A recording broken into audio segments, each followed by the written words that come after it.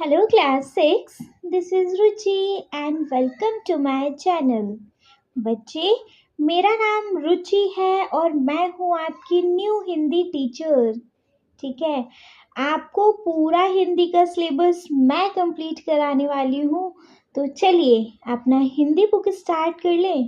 देखो, हिंदी बुक का जो कि अपने को सबसे पहला चैप्टर देखने को मिलेगा बच्चे, वो है मातृभूमि। मातृभूमि मतलब हमारी देश भूमि, है ना। इसके बारे में बच्चे हमारा ये चैप्टर है, मतलब कि आप कह सकते हो भारत माता के बारे में ये चैप्टर है, हमारी इस धरती के बारे में ये चैप्टर है, जहाँ पे हम रहते हैं, जहाँ पे हमने जन्म लिया है। ठीक है, देखो, मातृभूमि एक कविता है बच्चे, और इस कविता को लिखा है सोहन लाल द्विवेदी जी ने। इस कविता के जो कवि हैं वो हैं सोहन लाल द्विवेदी। ठीक है जी, इन्होंने इस कविता को लिखा है। तो सबसे पहले अपने कवि से परिचय कर लें, आफ्टर देन हम अपनी कविता पे आएंगे। पहले पता होना चाहिए ना जिसने हमारी कविता को लिखा है वो कौन है ना। तो देखो, कवि से परिचय करेंगे बच्चे। इस कविता को हिंदी के प्रसिद्ध कवियों में से एक सोहनलाल द्विवेदी जी ने लिखा है। इस कविता को किसने लिखा है? सोहनलाल द्विवेदी जी ने, जो कि हिंदी के प्रसिद्ध कवियों में से एक हैं। ठीक है, उनका जन्म आज से लगभग 125 साल पहले हुआ था। इनका जन्म बच्चे कब हुआ था? आज से 125 साल पहले, है ना। उस समय अंग्रेजों का भारत पर आधिपत्य था। मतलब आप कह सकते हो कि हमारा देश जब तक शायद आज़ाद नहीं हुआ था, उस टाइम पर हमारे इस भारत पर अंग्रेजों का अधिकार था, अंग्रेजों का शासन था उस टाइम पे, है ना। उन्होंने अपनी लेखनी से अंग्रेजों का विरोध किया। इन्होंने जिस तरीके से अपनी कविता लिखते थे, मतलब जो भी स्टोरीज लिखते थे, उससे इन्होंने अंग्रेजों का विरोध किया। उनकी लेखनी का सबसे प्रिय विषय था देशभक्ति। जो भी लिखते थे उसका जो सबसे इनका फेवरेट टाइटल रहता था बच्चे, वो क्या रहता था? देशभक्ति। ठीक है, भारत के गौरव का गान करना इन्हें बहुत प्रिय था। मतलब ये भारत के गौरव को बहुत ज़्यादा बखानते थे। इनको भारत के गौरव के बारे में गान करना बहुत पसंद था, है ना, मतलब भारत के गुण गाना। उनकी कुछ और चर्चित रचनाएं हैं। इनकी सिर्फ ये कवि यही वाली मातृभूमि केवल यही रचना नहीं है बच्चे, इनकी और भी बहुत सारी फेमस रचनाएं हैं। जैसे उनमें से एक है, देखो, बढ़े चलो और है कोशिश करने वालों की हार नहीं होती आदि। मतलब और भी हैं जो कुछ चर्चित रचनाएं हैं, उनमें से एक है बढ़े चलो, दूसरी है कोशिश करने वालों की हार नहीं होती आदि। ठीक है जी, देखो, इनका जन्म हुआ था बच्चे 1906 में, और इनकी डेथ हो गई 1988 में, है ना। मतलब इनके सामने हमारा देश आज़ाद हुआ था। तो 1906 में इनका जन्म हुआ था और 1988 में इनकी डेथ हो गई। किसकी? सोहनलाल द्विवेदी जी की। ठीक है, क्लियर है। चलिए, तो कवि से परिचय को एक बार वंस रीड करके आगे बढ़े। देखो, इस कविता को हिंदी के प्रसिद्ध कवियों में से एक सोहनलाल द्विवेदी जी ने लिखा है। उनका जन्म आज से लगभग 125 साल पहले हुआ था। उस समय अंग्रेजों का भारत पर आधिपत्य था। उन्होंने अपनी लेखनी से अंग्रेजों का विरोध किया। उनकी लेखनी का सबसे प्रिय विषय था देशभक्ति। भारत के गौरव का गान करना उन्हें बहुत प्रिय था। उनकी कुछ और चर्चित रचनाएं हैं, जैसे बढ़े चलो और है कोशिश करने वालों की हार नहीं होती आदि। ठीक है, क्लियर है बच्चे? चलिए, क्लियर है तो आ जाते हैं फिर अपनी कविता पर। देखो, हमारी जो कविता है हम उसको पहले एक बार पूरा रीड कर लें, फिर एक एक स्टेंजा को पढ़ते जाएंगे, समझते जाएंगे आराम से। ठीक है, देखो। ऊंचा खड़ा हिमालय आकाश चूमता है, नीचे तरड़ तले झुक नित सिंधु झूमता है। गंगा यमुन त्रिवेणी नदियां लहर रही हैं, जगमग छटा निराली पग पग चहर रही है। वह पुण्य भूमि मेरी, वह स्वर्ण भूमि मेरी, वह जन्म भूमि मेरी, वह मातृभूमि मेरी। नेक्स्ट है, झरने अनेक झरते जिसकी पहाड़ियों में चिड़िया चहक रही हैं, हो मस्त झाड़ियों में। नेक्स्ट है, अमराइयाँ घनी है, कोयल पुकारती है, बहती मलय पवन है, तन मन संवारती है। नेक्स्ट है, वह धर्म भूमि मेरी, वह कर्म भूमि मेरी, वह जन्म भूमि मेरी, वह मातृभूमि मेरी।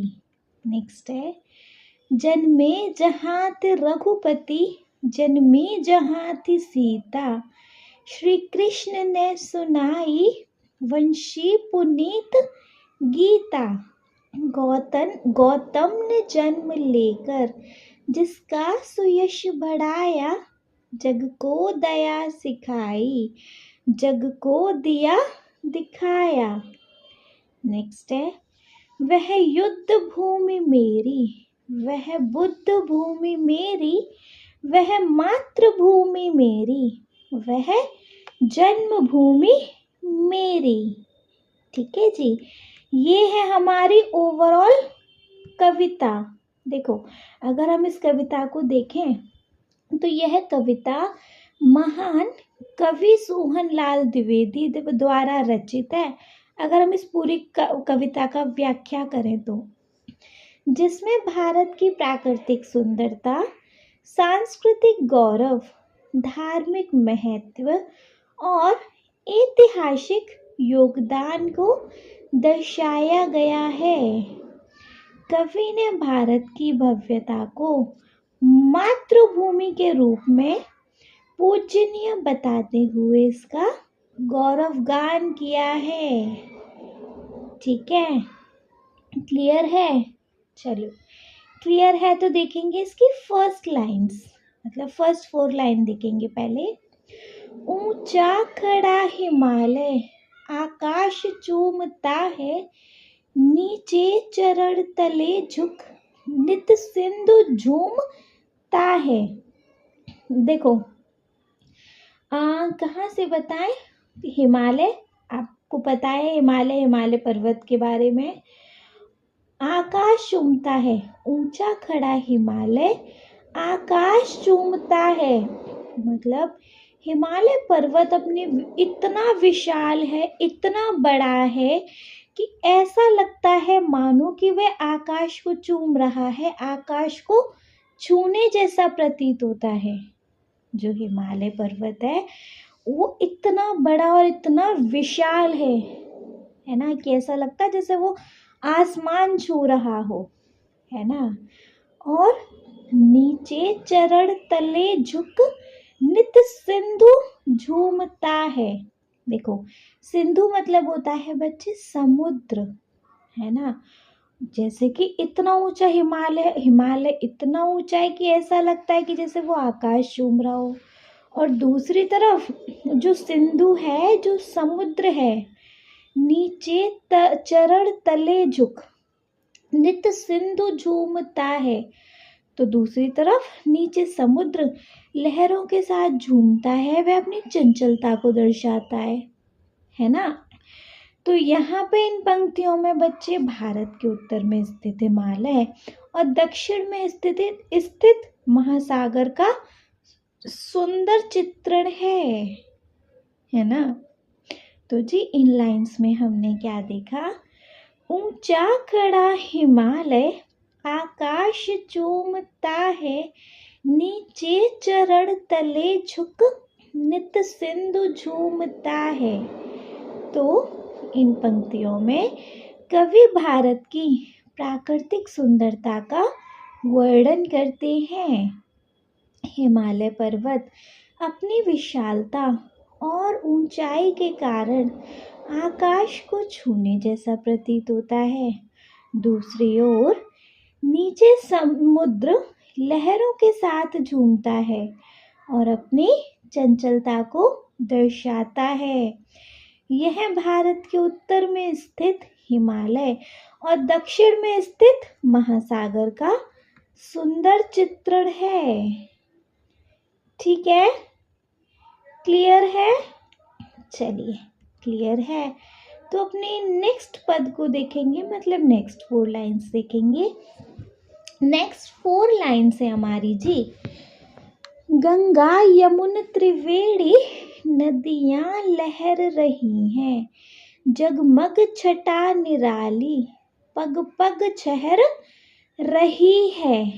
तो देखो गंगा यमुन त्रिवेणी मतलब यहाँ पे जो हमारे भारत की पवित्र नदियाँ हैं उनके बारे में बताया है कि ये नदियाँ भारत की जीवनदायिनी हैं और अपनी लहरों के माध्यम से संपूर्ण देश को सींचती हैं, है ना।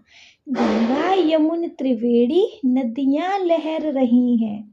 तो ये नदियाँ इस तरीके से पूरे भारत में मतलब लहर रही हैं जिससे कि ये अपनी लहरों के माध्यम से संपूर्ण देश को सींचती हैं।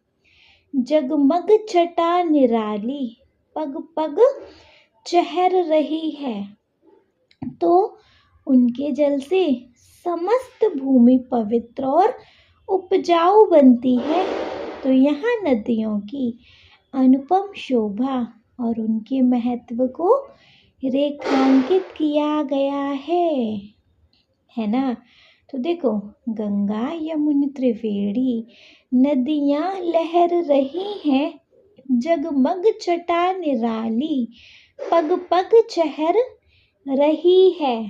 इन पंक्ति में भारत की पवित्र नदियाँ गंगा यमुना और त्रिवेणी का उल्लेख किया गया है।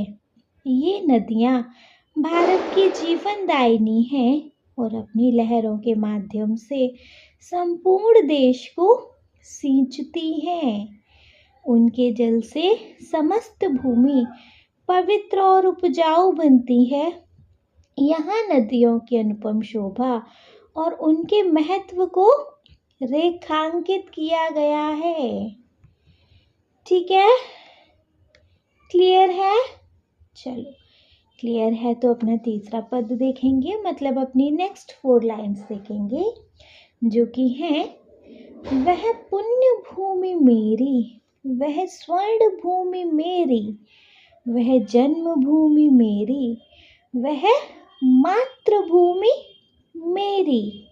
तो इन लाइन्स में जो कवि हैं यहाँ बड़ा गर्व से बताते हैं कि भारत केवल एक देश नहीं है बल्कि पुण्य भूमि है जहाँ धर्म, संस्कृति और सभ्यता ने जन्म लिया है। इसे स्वर्ण भूमि भी कहा गया है क्योंकि यह श्रमध्य और वैभव से भरपूर रही है। यह कवि की अपनी मातृभूमि है जिसे वे अत्यंत प्रेम और सम्मान से संबोधित करते हैं, है ना। कवि यहाँ गर्व से घोषणा करते हैं कि भारत केवल एक देश नहीं बल्कि पुण्य भूमि है, जहाँ धर्म, संस्कृति और सभ्यता ने जन्म लिया। इसे स्वर्ण भूमि भी कहा गया है, क्योंकि यह श्रीमद्य और वैभव से भरपूर रही है। यह कवि की अपनी मातृभूमि है, जिसे वे अत्यंत प्रेम और सम्मान से संबोधित करते हैं। ठीक है, इतना क्लियर है बच्चे। चलिए, अगर इतना क्लियर है तो नेक्स्ट आ जाते हैं। देखो, नेक्स्ट हमारे पास नेक्स्ट लाइन्स हैं। झरने अनेक झरते जिसकी पहाड़ियों में चिड़िया चहक रही हैं, हो मस्त झाड़ियों में। झरने अनेक झरते जिसकी पहाड़ियों में चिड़िया चहक रही हैं, हो मस्त झाड़ियों में। तो जी, इन पंक्ति में भारत के सुंदर प्राकृतिक दृश्य को प्रस्तुत किया गया है ना। यहाँ के पहाड़ियों से झरने बहते हैं जो जीवनदायिनी जल प्रदान करते हैं। झाड़ियों में पक्षी चहचहाते हैं, जिससे वातावरण आनंदमय बन जाता है। यह भारत की समृद्ध जैव विविधता को दर्शाता है। इस पंक्ति में भारत के सुंदर प्राकृतिक दृश्य को प्रस्तुत किया गया है। यहाँ की पहाड़ियों से झरने बहते हैं जो जीवनदायिनी जल प्रदान करते हैं। झाड़ियों में पक्षी चहचहाते हैं, जिससे वातावरण आनंदमय बन जाता है। यह भारत की समृद्ध जैव विविधता को दर्शाता है। ठीक है, क्लियर है। चलो, तो क्लियर है तो अपना पांचवा मतलब अपने नेक्स्ट 4 लाइन्स देख लेंगे। अमराइयाँ घनी है, कोयल पुकारती है, बहती मलय पवन है, तन तन सवारती है। अमराइयाँ घनी है, कोयल पुकारती है, बहती मलय पवन है, तन मन सवारती है। क्या मतलब है इसका? देखो, भारत में आम के बाग, जिनको अमराइयाँ कहती हैं, वह घने होते हैं, जो उसकी हरियाली और उपजाऊ मिट्टी को दर्शाते हैं। कोयल की मधुर पुकार इस भूमि की मधुरता और कोमलता को व्यक्त करती है। मलयगिरी पर्वत से बहने वाली पवन मन को शीतलता प्रदान करती है और सुखद वातावरण बनाती है ना। भारत के आम के बाग घने होते हैं, जो उसकी हरियाली और उपजाऊ मिट्टी को दर्शाते हैं। कोयल की मधुर पुकार इस भूमि की मधुरता और कोमलता को व्यक्त करती है। मलयगिरी पर्वत से बहने वाली पवन, जो कि मलय पवन है, मन को शीतलता प्रदान करती है और सुखद वातावरण बनाती है। ठीक है, क्लियर है। चलो, क्लियर है तो अपना नेक्स्ट लाइन देख लेंगे। देखो, नेक्स्ट लाइन है बच्चे, वह धर्म भूमि मेरी, वह कर्म भूमि मेरी, वह जन्म भूमि मेरी, वह मातृभूमि मेरी। क्या लाइन्स है? वह धर्म भूमि मेरी, वह कर्म भूमि मेरी, वह जन्म भूमि मेरी, वह मातृभूमि मेरी। इन लाइन्स का क्या मतलब है बच्चे? कि देखो, भारत केवल एक भूभाग नहीं मतलब एक धरती का हिस्सा नहीं है, बल्कि धर्म और कर्म की भूमि भी है। भारत केवल एक धरती का हिस्सा नहीं है, बल्कि धर्म और कर्म की भूमि भी है। यहाँ धर्म की शिक्षा दी जाती है और हर व्यक्ति अपने कर्म के अनुसार अपना जीवन यापन करता है। भारत की इस विशेषता को बड़े गर्व से व्यक्त करते हैं, है ना। तो वह धर्म भूमि मेरी, वह कर्म भूमि मेरी, वह जन्म भूमि मेरी, वह मातृभूमि मेरी। क्या मतलब है इसका? कि भारत केवल एक भूभाग नहीं, बल्कि धर्म और कर्म की भूमि भी है। यहाँ धर्म की शिक्षा दी जाती है और हर व्यक्ति अपने कर्म के अनुसार अपना जीवन यापन करता है। भारत की इस विशेषता को कवि बड़े गर्व से व्यक्त करते हैं। ठीक है, क्लियर है?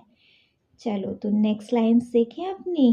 देखो नेक्स्ट लाइन्स हैं, जन्मे जहाँ ते रघुपति, जन्मी जहाँ थी सीता, श्री कृष्ण ने सुनाई वंशी पुनीत गीता। जन्मे जहाँ ते रघुपति, जन्मी जहाँ थी सीता, श्री कृष्ण ने सुनाई वंशी पुनीत गीता। क्या मतलब है बच्चे इसका?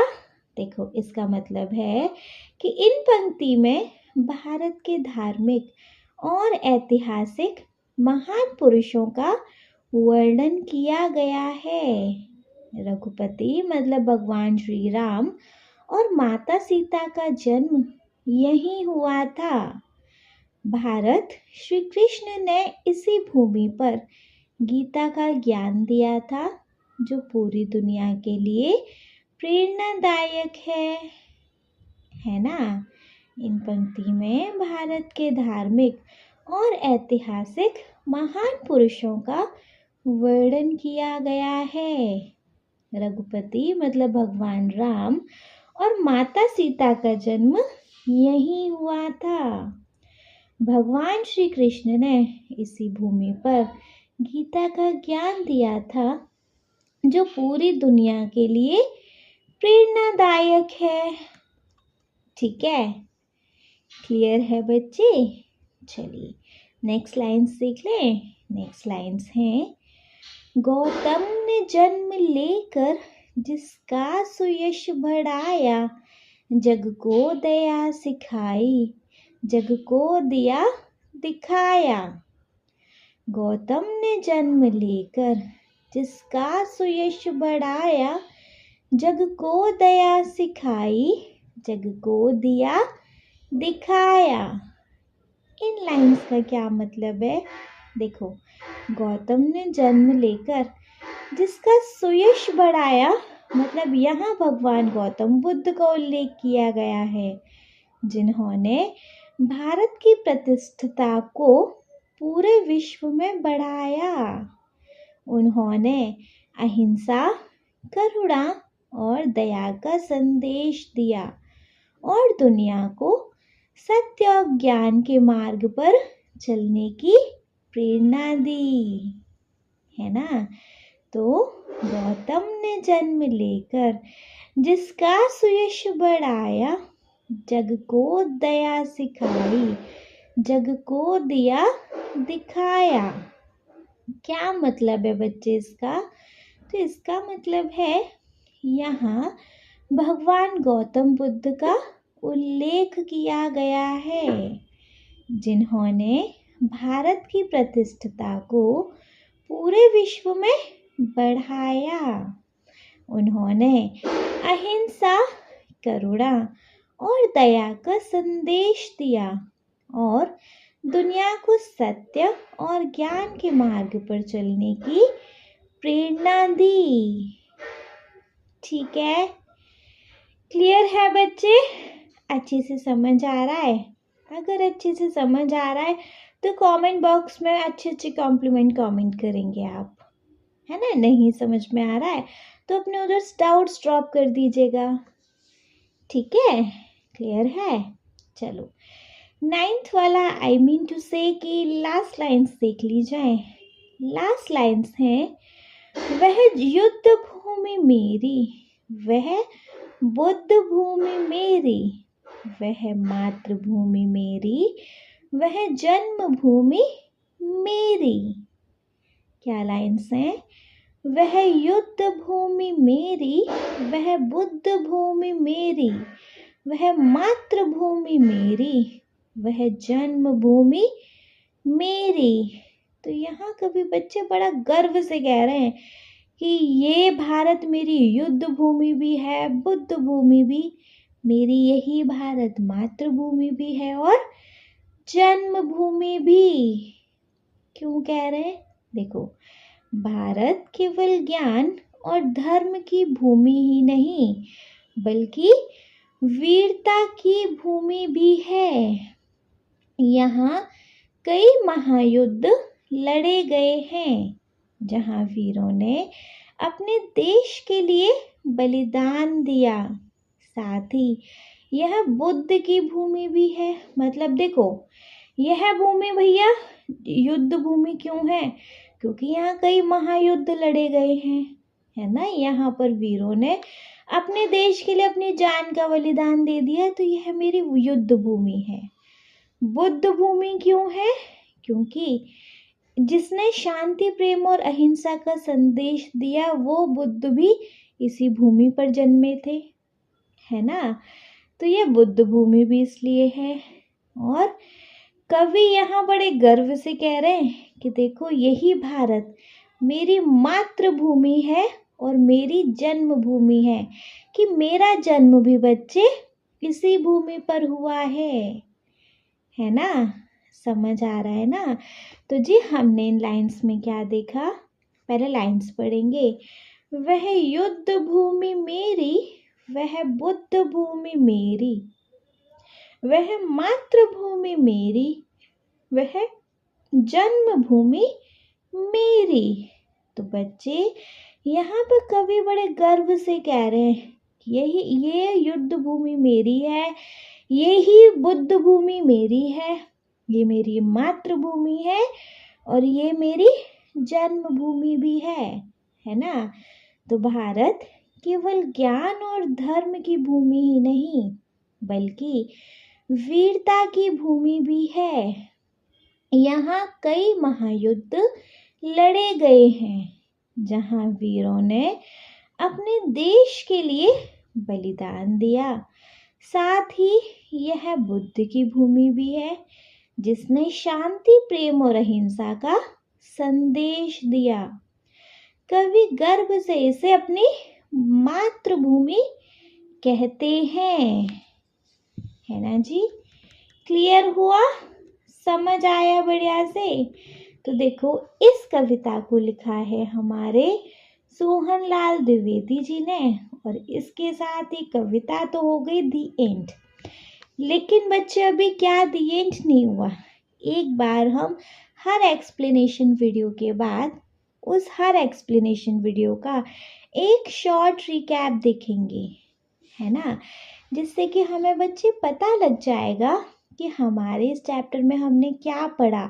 मतलब जो भी कोई डाउट आएगा ना, वो सारा डाउट एक बार में क्लियर हो जाएगा, ठीक है। चलिए, तो एक बार हम इस चैप्टर का शॉर्ट समराइजेशन देख लें। देखेंगे बच्चे? देखिए बच्चे, हम अपने चैप्टर का शॉर्ट समराइजेशन स्टार्ट करेंगे चैप्टर के नेम के साथ ही। देखो, हमने चैप्टर का नेम देखा था मातृभूमि। मतलब यह हमारी माता के समान भूमि है। कौन सी भूमि? भारत माता की भूमि, है ना, हमारा भारत देश। तो बच्चे, इस पूरी कविता में हम अपने भारत देश के बारे में पढ़ेंगे।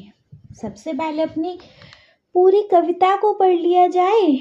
देखो, ऊंचा खड़ा हिमालय आकाश चूमता है, नीचे चरण तले झुक नित सिंधु झूमता है।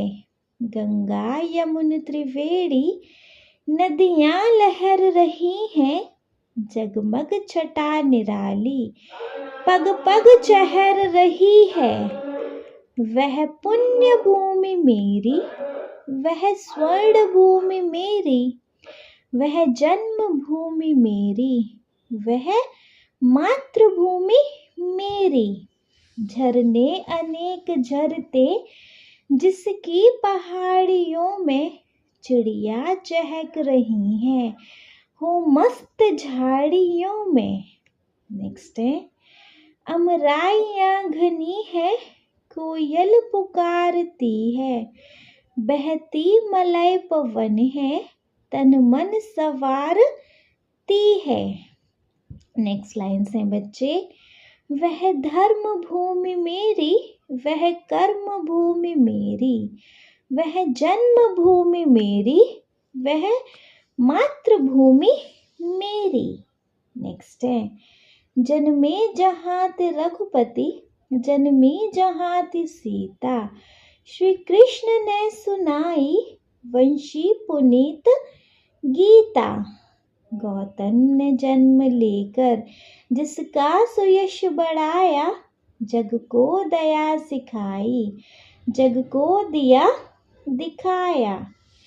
वह युद्ध भूमि मेरी, वह बुद्ध भूमि मेरी, वह मातृभूमि मेरी, वह जन्म भूमि मेरी। ठीक है जी, ये हमारी कविता है जिसको लिखा है सोहन लाल द्विवेदी जी ने। ठीक है, चलिए तो इस कविता की एक एक लाइन्स को देखते जाएंगे, समझते जाएंगे। ओवरऑल इस कविता में भारत की प्राकृतिक सुंदरता का वर्णन हुआ है। हिमालय पर्वत, मतलब देखो जैसे पहली लाइन सीखेंगे वहीं से देखेंगे। पहली लाइन्स है, फर्स्ट 4 लाइन, ऊंचा खड़ा हिमालय आकाश चूमता है, नीचे चरण तले झुक नित सिंधु झूमता है। तो इन पंक्तियों में कवि भारत की प्राकृतिक सुंदरता का वर्णन करते हैं। हिमालय पर्वत अपनी विशालता और ऊंचाई के कारण आकाश को छूने जैसा प्रतीत होता है। दूसरी ओर नीचे समुद्र लहरों के साथ झूमता है, अपनी चंचलता को दर्शाता है। यह भारत के उत्तर में स्थित हिमालय और दक्षिण में स्थित महासागर का सुंदर चित्रण है। ठीक है, क्लियर है? चलो क्लियर है तो अपनी इस नेक्स्ट 4 लाइन्स सीखेंगे। नेक्स्ट 4 लाइन्स हैं, गंगा यमुन त्रिवेणी नदियां लहर रही हैं, जगमग छटा निराली पग पग चहर रही हैं। तो बच्चे इन पंक्ति में भारत की पवित्र नदियों गंगा यमुना और त्रिवेणी का उल्लेख किया गया है। ये नदियाँ भारत की जीवनदायिनी हैं और अपनी लहरों के माध्यम से संपूर्ण देश को सींचती हैं। उनके जल से समस्त भूमि पवित्र और उपजाऊ बनती है। यहाँ नदियों की अनुपम शोभा और उनके महत्व को रेखांकित किया गया है। ठीक है, नेक्स्ट लाइन्स है, वह पुण्य भूमि मेरी, वह स्वर्ण भूमि मेरी, वह जन्म भूमि मेरी, वह मातृभूमि मेरी। तो कहीं कवि यहाँ गर्व से घोषणा करते हैं कि भारत केवल एक देश नहीं बल्कि पुण्य भूमि है, जहाँ धर्म, संस्कृति और सभ्यता ने जन्म लिया। इसे स्वर्ण भूमि भी कहा गया है और क्योंकि यह समृद्धि और वैभव से भरपूर रही है तो यह कवि की अपनी मातृभूमि है। जिसे वे अत्यंत प्रेम और सम्मान से संबोधित करते हैं। ठीक है, क्लियर है। चलिए फोर्थ वन देखेंगे। फोर्थ वन है, झरने अनेक झरते जिसकी पहाड़ियों में चिड़िया चहक रही हैं हो मस्त झाड़ियों में। इन लाइंस में क्या है, इन पंक्ति में भारत के सुंदर प्राकृतिक दृश्य को प्रस्तुत किया गया है। यहाँ की पहाड़ियों से झरने बहते हैं जो जीवनदायिनी जल प्रदान करते हैं। झाड़ियों में पक्षी चहचहाते हैं जिससे वातावरण आनंदमय बन जाता है। यह भारत की समृद्ध जैव विविधता को दर्शाता है।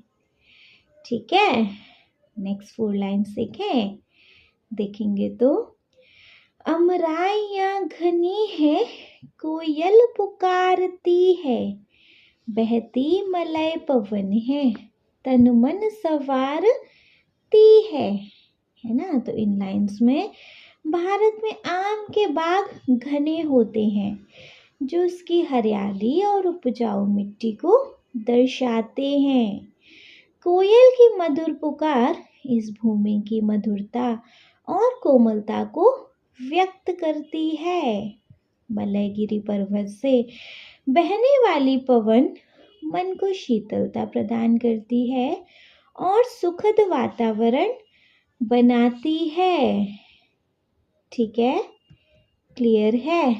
चलिए क्लियर है तो नेक्स्ट लाइन्स देखेंगे। वह धर्म भूमि मेरी, वह कर्म भूमि मेरी, वह जन्म भूमि मेरी, वह मातृभूमि मेरी। तो बच्चे इन लाइन्स का क्या मतलब है?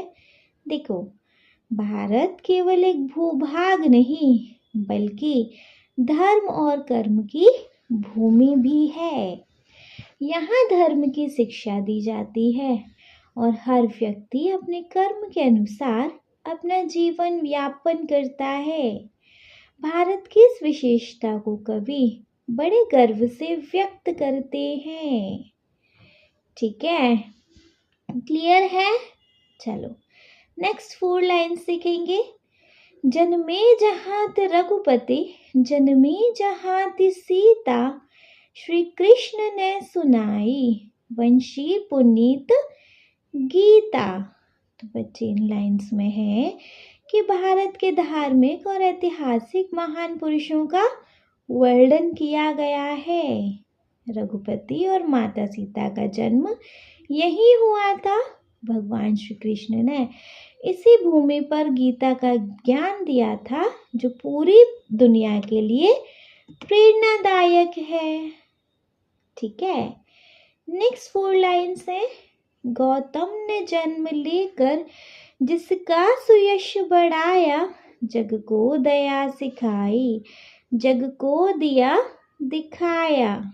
तो जी इन लाइन्स का मतलब है कि यहाँ गौतम बुद्ध का उल्लेख किया गया है जिन्होंने भारत की प्रतिष्ठा को पूरे विश्व में बढ़ाया। उन्होंने अहिंसा, करुणा और दया का संदेश दिया, दुनिया को सत्य और ज्ञान के मार्ग पर चलने की प्रेरणा दी। ठीक है, क्लियर है। चलो अपनी लास्ट लाइन्स भी देख लें। लास्ट लाइन्स हैं, वह युद्ध भूमि मेरी, वह बुद्ध भूमि मेरी, वह मातृभूमि मेरी, वह जन्मभूमि मेरी। तो जी इन लाइन्स का मतलब है कि भारत केवल ज्ञान और धर्म की भूमि ही नहीं बल्कि वीरता की भूमि भी है। यहाँ कई महायुद्ध लड़े गए हैं जहाँ वीरों ने अपने देश के लिए बलिदान दिया। साथ ही वह बुद्ध की भूमि भी है जिसने शांति, प्रेम और अहिंसा का संदेश दिया। कवि गर्व से इसे अपनी मातृभूमि कहते हैं। ठीक है बच्चे, क्लियर है। तो जी इस एक्सप्लेनेशन वीडियो में बस इतना ही था। आई होप ये एक्सप्लेनेशन आपको बहुत अच्छे से क्लियर हो गया होगा, है ना। बट स्टिल अगर कोई डाउट होता है तो फिर कमेंट बॉक्स है ना, आप कमेंट बॉक्स में बच्चे कमेंट करके पूछ सकते हैं। और अगर कोई डाउट नहीं है तो आप इस वीडियो को एक लाइक करेंगे, चैनल को सब्सक्राइब तो ज़रूर ही करेंगे, और आपके जिन फ्रेंड्स के लिए वीडियो हेल्पफुल है उनको इस वीडियो को उठा के शेयर कर देंगे आप। Okay, thank you so much.